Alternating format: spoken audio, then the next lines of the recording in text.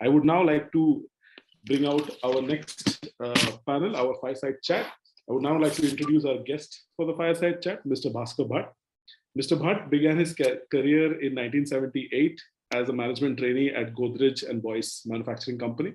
After spending 5 years with Godrej, he joined Tata, a firm that he retired on 30th September 2019 after serving as the managing director of the company from April 2002 to September 2019.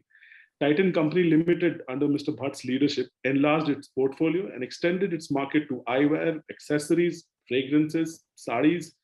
The market cap of the Titan Company grew to 13 billion USD in 2019 and now is the second largest in the Tata Group.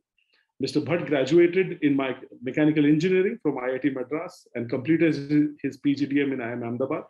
He has been conferred the Distinguished Alumnus Award at IIT Madras and IIM Ahmedabad. Mr. Bhatt is also a director in Tata Sons Private Limited, Titan Company, Trent, and chairman of the board of Rallis India and Tata SIA, Vistara. He's also the lead independent director in Bosch India Limited. Welcome, Mr. Bhatt. Hi. And chatting with him this evening is Mr. Ramesh Jude Thomas. As the president and CEO of EQUITOR Value Advisory, RJD is a pioneer in the area of applying brand value for transformational growth. He set up EQUITOR, India's first ISO certified brand valuation and transformation consultancy 2 decades ago. In 2001, EQUITOR partnered with Interbrand, as we were introduced earlier, to bring in 30 years of worldwide expertise and thought leadership in leveraging brands as pure business assets. He has worked with some of the top business leaderships in the country and abroad, including Tata Sons, Infosys, Murugappa Group, Titan Industries, sovereign governments, and large not-for-profit organizations as well. He's often called upon by business media, industry associations, and business schools to share a perspective on the future of the intangible economy. Speaking of which, I would like to welcome RJT to quiz Mr. Bhatt and have a conversation about how intangibles can be the force multipliers for the 21st century economy. Over to you, RJT.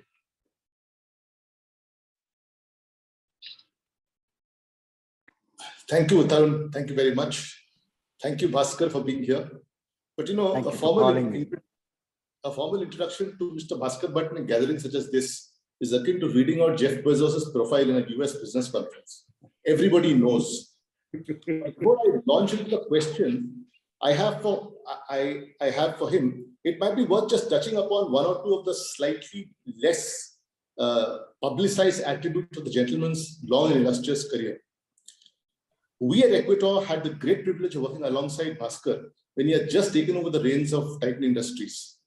And the numbers at that point of time didn't look pretty at all, not by a mile. With that same firm today, as Tarun just told us, has a market value of over 2 trillion INR and has risen to become the second most valuable company in the whole Tata Group. It is largely a testament to the quality of leadership that marked this period of change. 4,000x appreciation is not a joke. This leadership was marked by 2 defining traits: leadership by empathy and leadership by example. That each person mattered in making big things happen. Employee, franchisee, distributor, vendor, contract worker, doesn't matter. Now, if a vendor in Guntur is celebrating his daughter's wedding, Mr. Bhatt is right there. Believe me, I'm talking from experience. Equally by example, if we implemented a nationwide market visit program for all senior executives to understand better what the consumer is saying in the shop, he is the first to pack his bags and leave. Bhaskar, it's an absolute privilege to have you with us on this milestone day.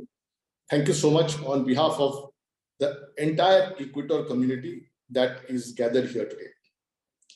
So on this business of intangible assets and the current economy, your vantage position is a unique one in many ways. And against this position, I have a few queries. Okay, I want to start with the latest headline from our largest business group. Air India has come home after decades. The group will soon be the largest player in the heavily capitalized and regulated business of aviation. How do you see intangibles like the brand and the service offerings that these companies have playing a significant role in creating value in the context of such heavy capitalization? Thank you, EQUITOR and RJT. It's been an exceptional journey And I think we participated perhaps early part of your journey, and I'm glad we did. And particularly Napina, exceptional articulation, both in prose and content. I was just floored. I mean, I didn't know you did so many things, as well as the panel before this. It just lit up this whole evening for me. All the points. Well, coming back to your question, you talked about the second largest market cap company, Titan being the second largest. I want to start there to answering your question. I think I shared this with you, and I'm happy to publicly state it. There was a day when, I don't know, maybe 8 years, 9 years back, when a reporter, a journalist, called me and said, "Congratulations, Mr. Bhatt. Titan just became the #2 and crossed Tata Steel in market cap, and what a great company. Can we talk about it?" So I was appalled, I was appalled. And I said, I think you are comparing a great company with a good company. Titan, yes, we've run it as a good company. We are still growing, we are new, but Tata Steel is where the spirit of the group lives. It's not just a company, it's an institution. And, just because the market has delivered some number in the BSE stock exchange, it doesn't mean Titan is the same question was asked, I think, a few months back. I don't know whether Venkat was asked, but it came up again, and unanimously in Titan, everybody said, look, this Tata Steel Titan, it is no comparison. The greatness of a company, like the previous panel actually discussed, is not just in what the market signs off as the PE multiple, because it is category, it is retail, I don't know, 100 things. Coming back to Air India and aviation and so on, it's not yet with us. It's going to be a while. But I think it's a very good example of, following up on the work that, the discussions of the previous half an hour, 40 minutes. Air India, let's leave the Tata Group's aviation position out. Let's talk of Air India. It has India in it.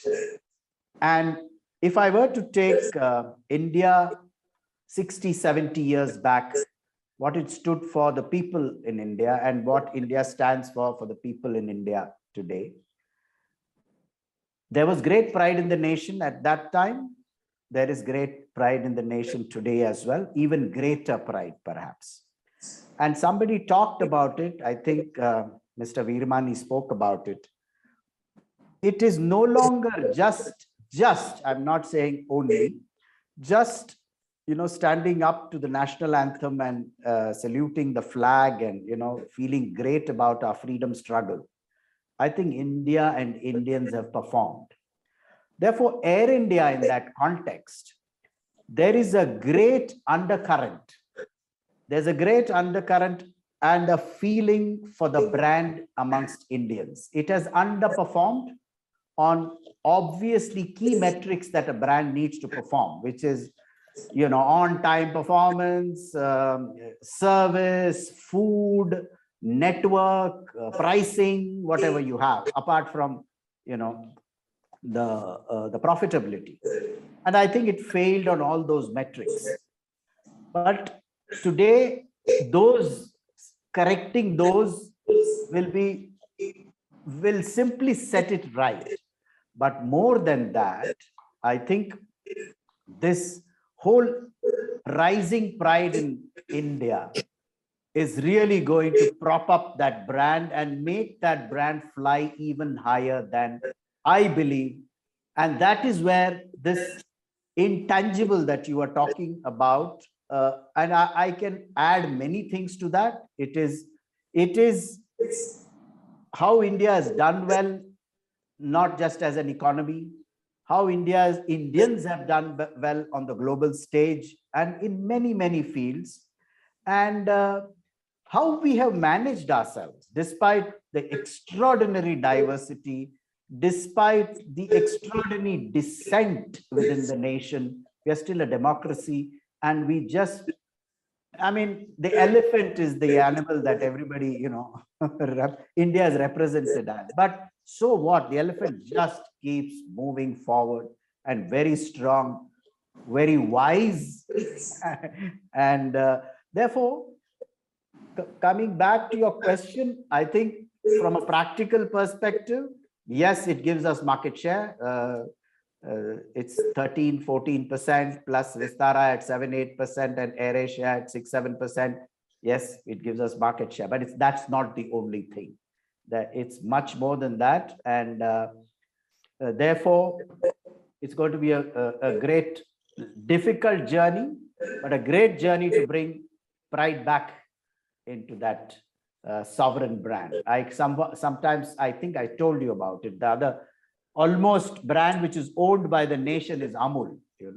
I don't think any Indian would like to see Amul fail, and it's not just because of the butter or the icon. It is also about the way they have gone about doing business. I mean, the cooperative model and exceptional. So I think all the discussions of the previous panel to some extent extends into this. It resonates.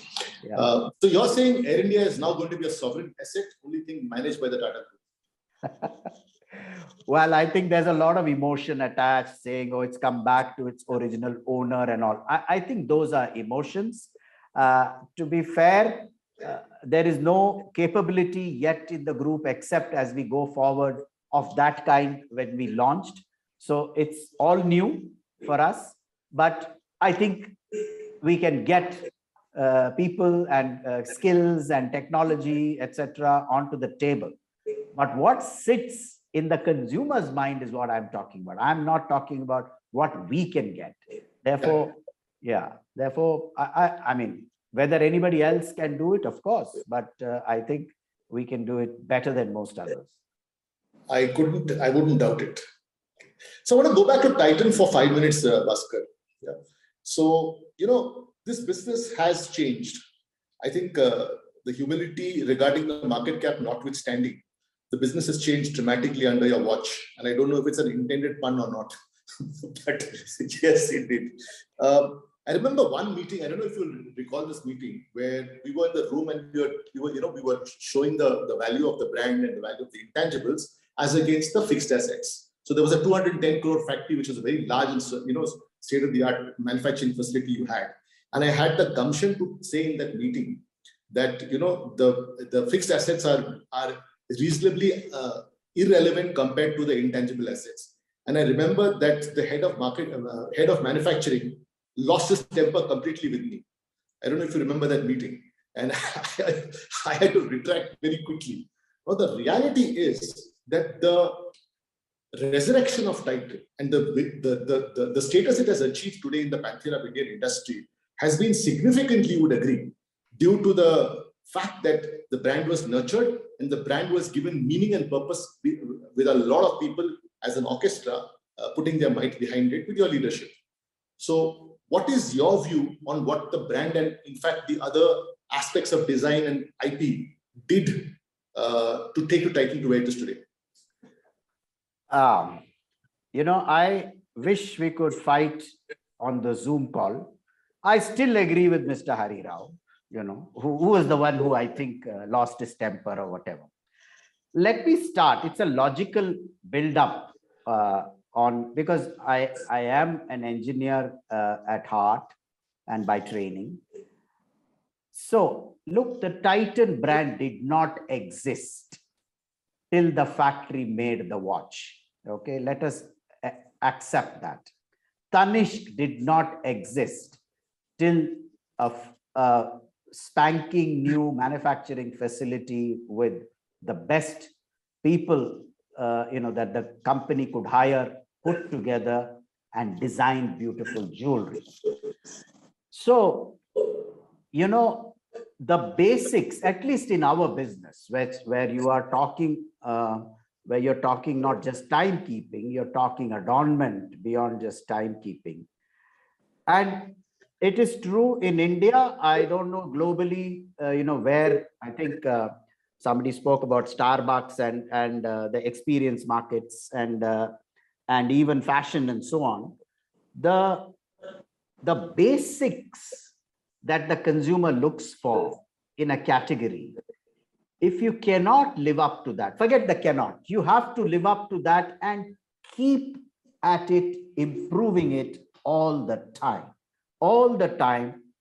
And a brand loses it if it cannot keep that up. Now, whether you own those factories, I think you spoke about 210 crores of assets deployed by the company versus you still have to make a watch, Ramesh. So I think I therefore go back to, and this is where Titan has done it wonderfully well, and I think the group does it very well. Many brands have exploited the vendor to be able to deliver exceptional profits and whatever quality, etc., to the consumer. Now, the consumer has appreciated the quality of the product, whether it's a Guess watch or a Tesla car or a Apple iPhone or a Samsung phone, therefore, and the technology that Samsung owns, the IP that Samsung owns and the brand that it owns, etc. But what is behind making that product? You need the Foxcons of the world, yes, but the manner in which Apple has dealt with Foxconn is what the previous group was talking about. I think the wholesomeness of a brand is sitting there and consumers see that. And to me, and that was, I think, the magic. We were able to weave within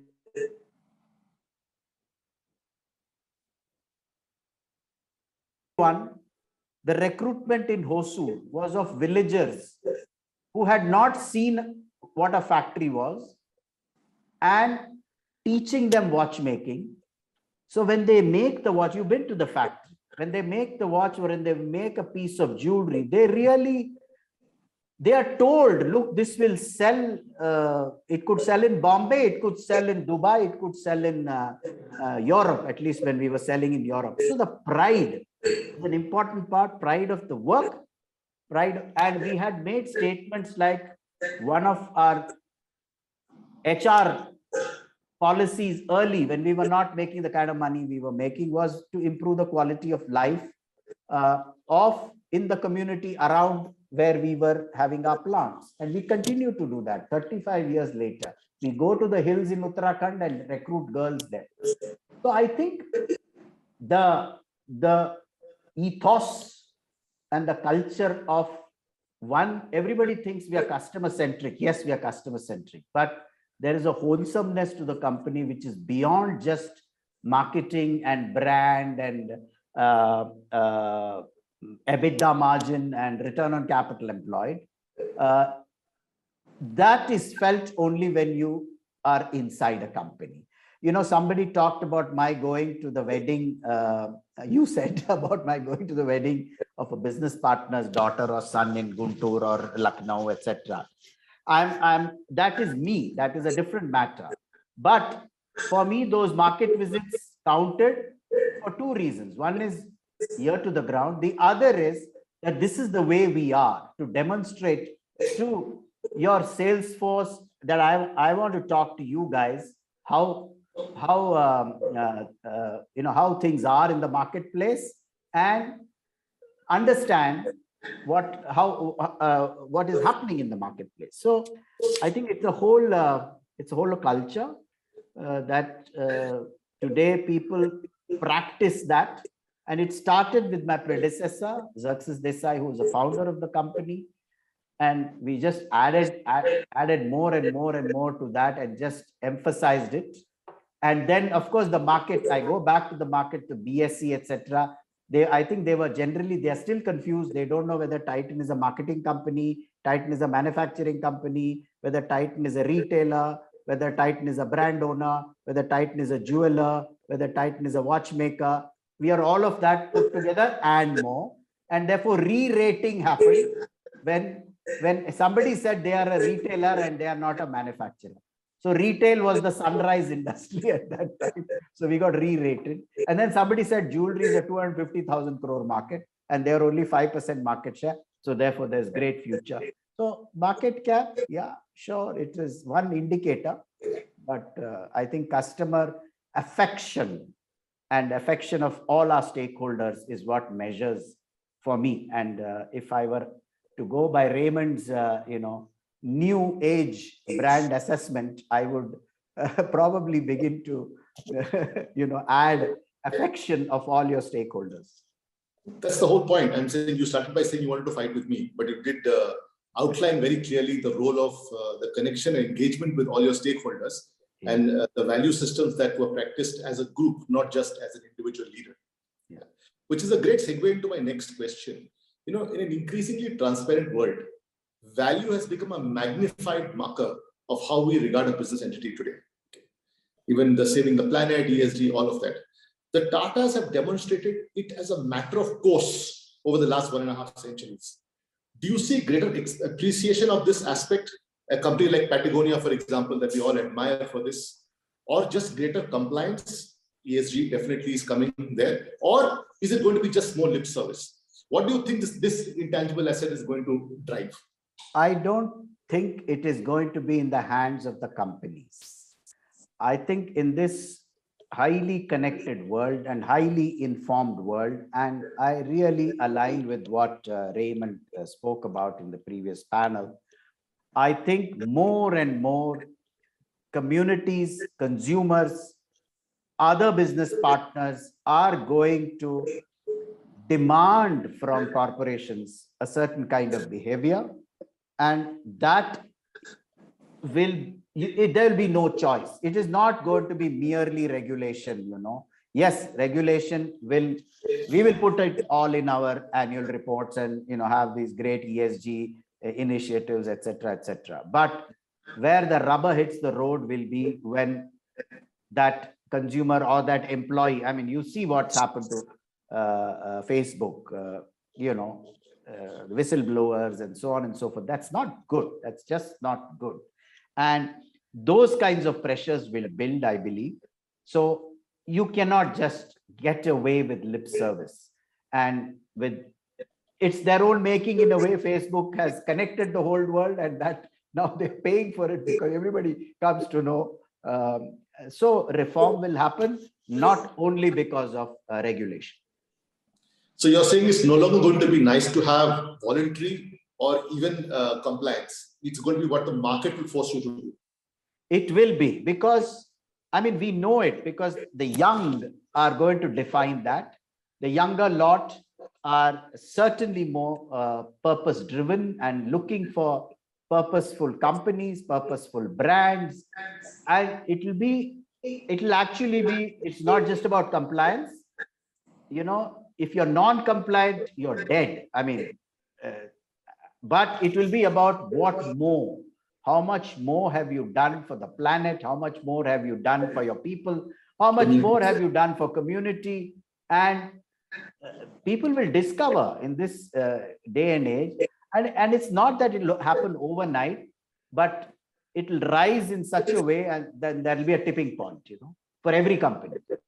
If you don't take care of it, it will be a problem. I mean, it'll start with packaging in the store to the kind of service. So the intangibles are no longer about the moment of truth at the store. Yes, that is about the experience of buying and how much knowledge that girl has, etc. It's gone beyond that. So I don't want to make unfavorable comparisons. It's not right in a public forum. But do you think that someone like Tata today will then become a shining example of what good companies should be as a group? Without any bias, can you speak about it as an industry leader? I think, yes, it's already, I mean, and the previous panel, it came up, the name itself, the group's name. It is a beacon, but we too have some way to go. I think companies have some way to go. Tata Steel is working hard on its carbon footprint. Tata Chemicals is doing something. Tata Power, for example, is transforming itself with renewables. So is Tata Motors.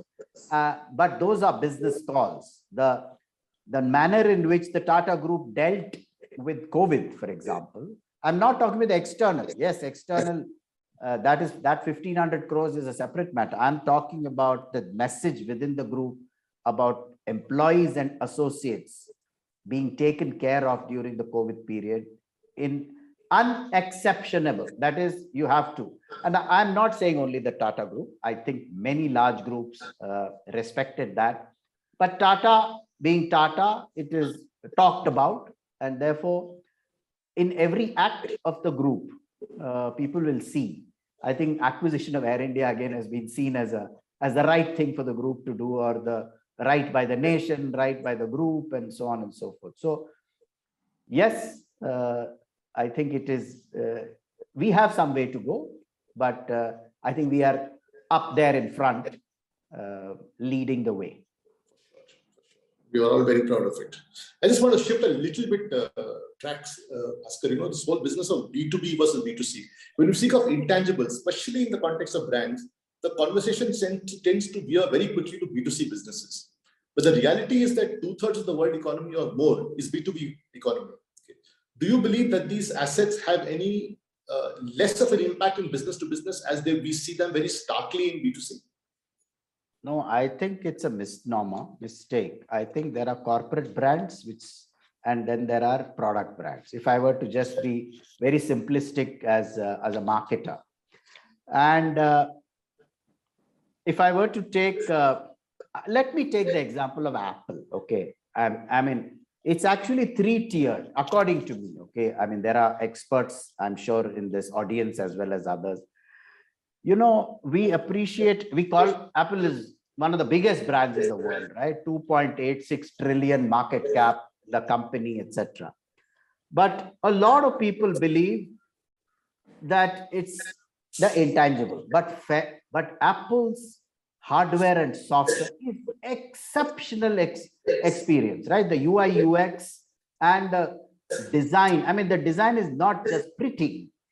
It is exceptionally usable, friendly. I'm not an Apple user, incidentally, but I mean, I appreciate it from far for various reasons. Leave that aside. But therefore, when you say brick and mortar and corporate brand and product brand, I think this brand now what they do in their their values and their treatment of their employees or their suppliers, I'm not aware of. But if you were to take the big corporate brands like an IBM or a TCS or General Electric, GE, these are the big corporate brands and those are the big businesses. I think they have their place in history and I mean current because they represent, if you were to take again the example of Paul Polman and Unilever, it's a beautiful example of product as well as corporate. The corporate values has not been talked about. I don't think whether the India CEO or the global CEO talks too much about it, but it is felt. And therefore, every product of Unilever is, when it's bought, there is somewhere at the back of the mind that this is a responsible company. This is a company which treats its people well and so on. So, whereas there are companies which don't have that, an Infosys or a TCS doesn't have a consumer connect, but it is known how they behave in society. Have they, like, I don't like this word giving back to society. It means you have plundered first and then you're giving back, So, they have been giving. The Tata Group has been giving from day one. In Titan, we've been giving irrespective of whether we made money or not. We have done the right by the community in which we were operating. Therefore, corporate brands are, I'm not saying it is in the same axis, if you were to ask me. It's a different axis, and you need them. They don't have consumer products. If you were to take TVS, for example, TVS has motorbikes and TVS motors, but TVS has started, as a, I think as a transport operator in Tamil Nadu. But the respect that it has in Tamil Nadu and in the country is not only because of the motorcycles that it makes, no. Therefore, it is the corporate brand is extendable to products because of the manner in which they conducted their business. I think the best example is Tata. Yeah. So when you're saying corporate, you are referring to B2B. When you say TCS, Infosys, B2B. who don't have B2C businesses as such. Correct. Or GE for that matter. GE, yes, absolutely. GE. They built absolutely powerful brands. So you're saying it's as relevant and it should be as looked at with the same, let me say, lens as a B2C company would have. No, this is where you have to take this Raymond's advice. That is all brand evaluation, or let us say valuation of an enterprise. Let's call it an enterprise or an institution, has to be a 360-degree evaluation, whether it is a GE or a Tata or a Infosys or Lifebuoy and Tanishq, Yes, these are consumers. Consumers have bought the brand, but how the product was made, how it has treated its people, how associates what associates say about this company and the company which made this brand, all that. So there is a child, father, grandfather. I mean, there are three.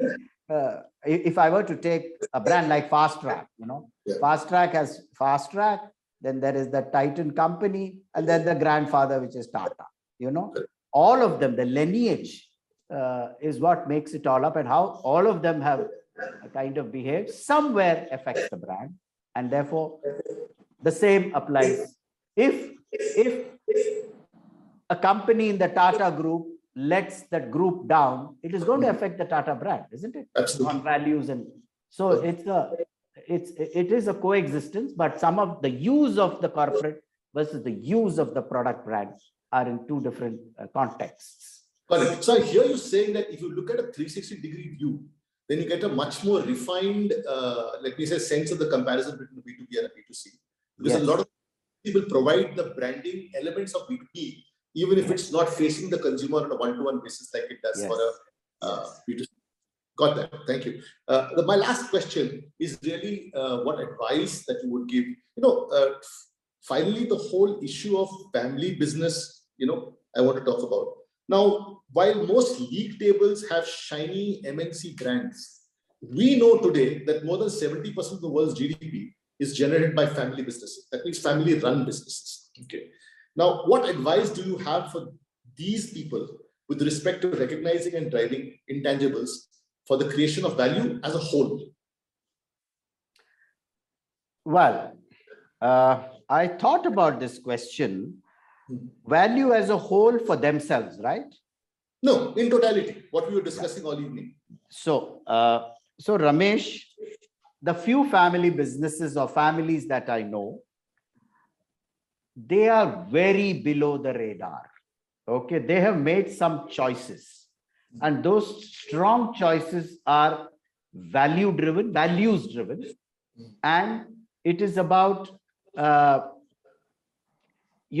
that they would like to conduct business in a certain way, and therefore to them the intangibles, they are all aware. They are seeing the rest of the world like, if you were to take an example of a small privately owned hotel chain, Let us take that. They would know how to run the hotel. They would probably learn from the Tajes and the Oberois of the world what better they do. But they would limit themselves to the ambition of the family and not go public to become much bigger and much richer. Okay, I know for sure, because for them, Patek Philippe, for example, is an extremely good example. They have stuck to the knitting of making exceptionally high quality watches, mechanical watches, for generations. Okay? Generations. They are not in the same league as the Swatch Group, right? Swatch Group is publicly listed. Swatch Group is under the pressure of the stock market to perform quarter on quarter. Whereas Patek Philippe says, I will produce one watch less this year, and give you 18 months later, and there's a queue outside. I'm not saying that's also good. Now, that is by today's standards, people would say, what nonsense is this? Might as well, they should have expanded, etc. But they made a choice. They made a choice. So family businesses know, I believe they know. I know quite a few who have said, no, we just want to learn from large businesses how they run their businesses efficiently. And but we know what our customers want, and we'll limit our universe to this universe, whatever they are operating. I don't know whether that answers your question, but I don't know too much about other family businesses. MSMEs, for example, if I were to take MSMEs, they are happy doing what they're doing, but they want to excel. They want to excel at what they're doing, not just make big amounts of money. I know an MSME last week, he was recognized in Bangalore. His objective is to employ large numbers of poor people from rural India, rural Karnataka. He takes so much happiness. He gets so much happiness out of saying, look, I've got 700-800 people I have employed, and during COVID, I supported them. Thanks to Titan, I got orders. Okay. Of course, he thanked Titan, but it's a very different, I'm not saying good or bad, but it's a very different approach. And it's a totally family business. So I hear you saying that these people may not be structuring it or articulating it like this panel might. Exactly. They intuitively believe in it and they live it every day. Correct. No, and they're very, very smart at learning from big business. See, the one thing that big businesses are bad at is learning from others. We sit on a high horse. We are very proud of what we do. We are critical of what somebody else does. We are not curious. And whereas these guys are perennially humble, and they want to send a look, I don't want to be disparaging. Every Gujarati businessman will send his son to a Titan or a Unilever or an ITC for 5 years. सीख के आओ वहां क्या करते हैं, उसके बाद इधर उसको अप्लाई करो. Okay, one question from the audience to Mr. Bhat. For Air India to revitalize the brand, should it not start with the people culture? Given that people would be creating and delivering the brand, as it were, and given the airline is predominantly an experience business. Very good question. So I will share with you what we learned in Titan, and it's a coincidence, which is the very person who lost his temper at RJT came from HMT.